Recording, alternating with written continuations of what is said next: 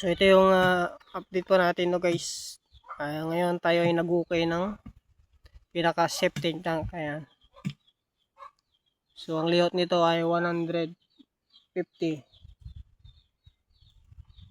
cm. Ayan. Yung kanyang kudrado, lapad. Tapos yung lalim ay 1.50 meters lang din.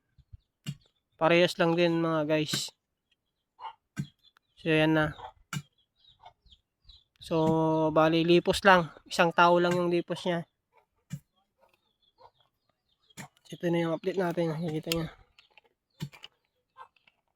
Malapit na po tayong mag-asintada dito. Ayan, so sobrang tigas ng lupa. Ayan, makikita nyo yung klase ng lupa. Oh. Ayan, parang clay na mabato-bato. Ito yung ating katropa mga guys. Ayan. Malapit na tayong mag-asintada, no? Pag lipos ng tao, ay pwede na po tayong mag-asintada.